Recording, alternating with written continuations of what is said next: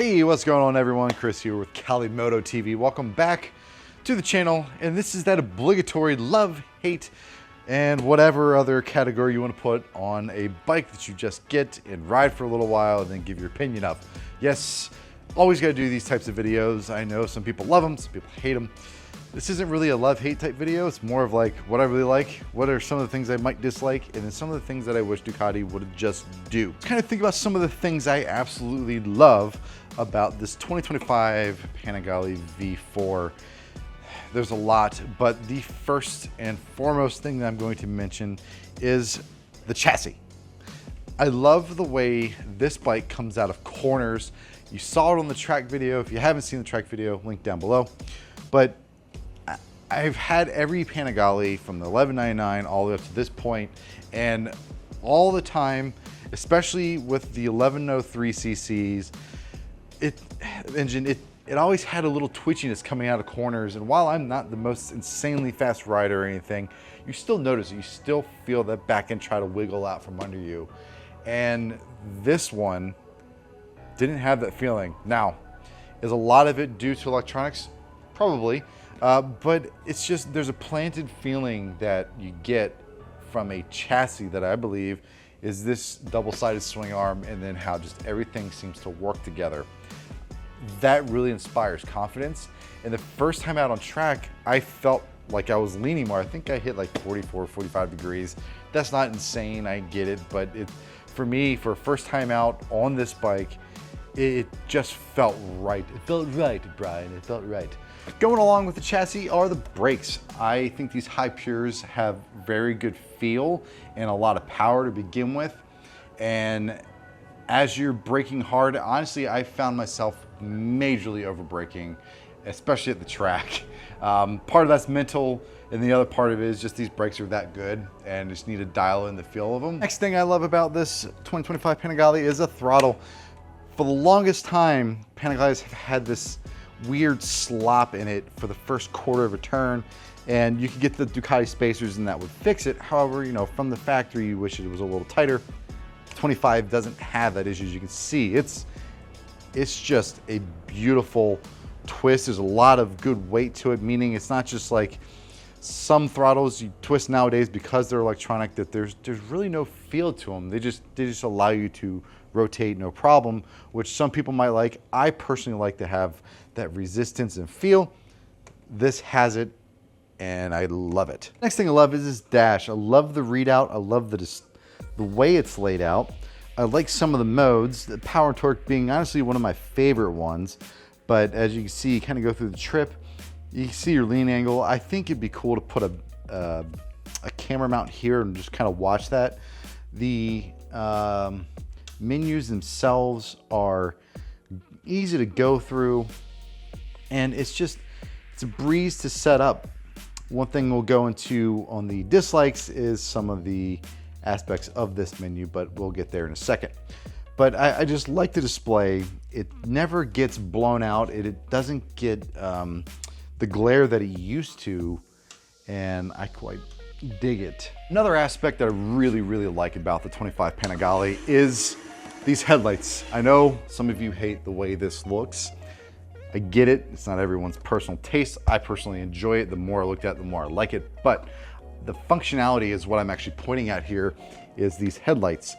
Because the previous version's headlights were tucked behind the fairing here, your beam was only as wide as the fairing. So at night you had this little narrow beam that kind of went out but didn't go wide enough to see the side of the road. So I didn't really like riding the older V4 at night because of that reason. You go around a turn, now you lost not only half the turn, so you can't actually see it, you end up overrunning your headlights really easily, even at like regular speeds.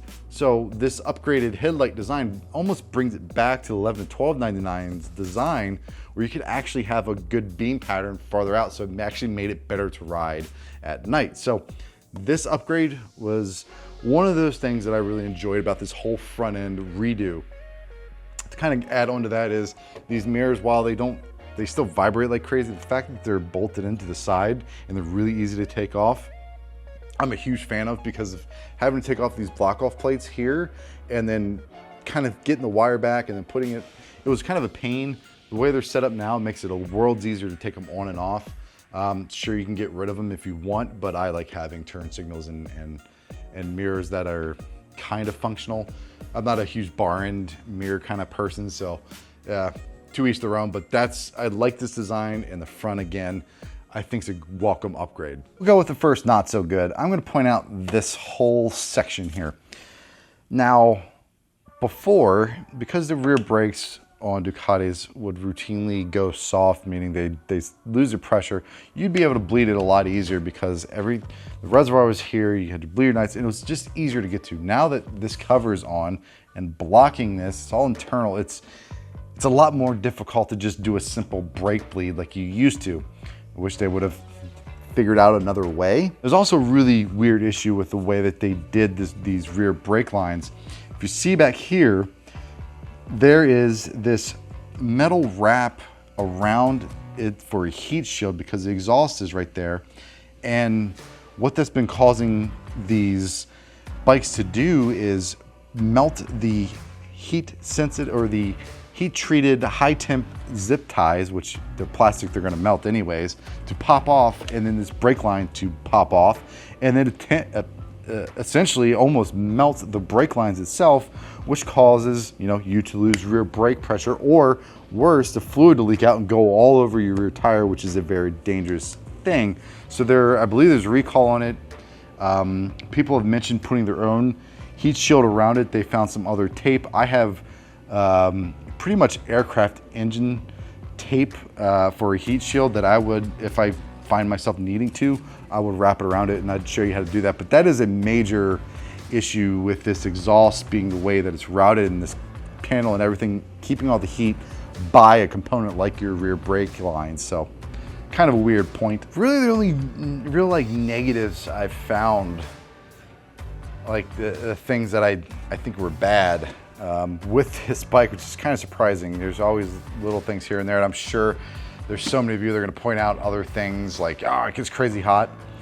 Having ridden and owned all of the other Panigales, this doesn't get that hot. Those ones were far, far more unpleasant to ride, and that's coming from someone that's riding in Arizona where it's 100+ degrees outside. So I definitely feel it.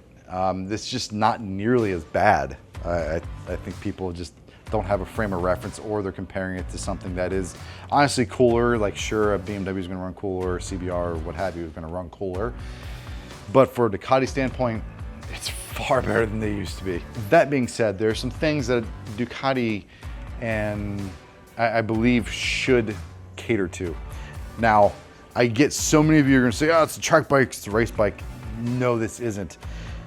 It's got emissions. It is having to be compliant to those emissions, so therefore is a street bike. Lights, mirrors, it is intended to be ridden on the street. Okay, so let's get that out of the way. Argue all you want, but that is a fact, period.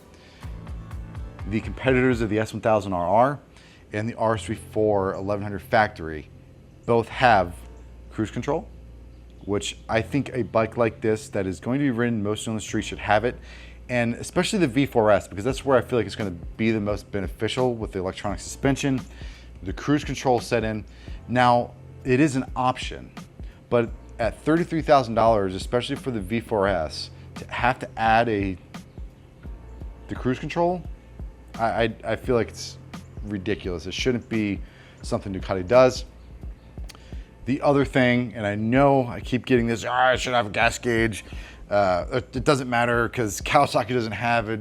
The CBRs, again, they're not in the same price point. Granted, the SP, the CBR 1000 RRR SP is sort of in the price range. I think it's like 29 or 30 grand.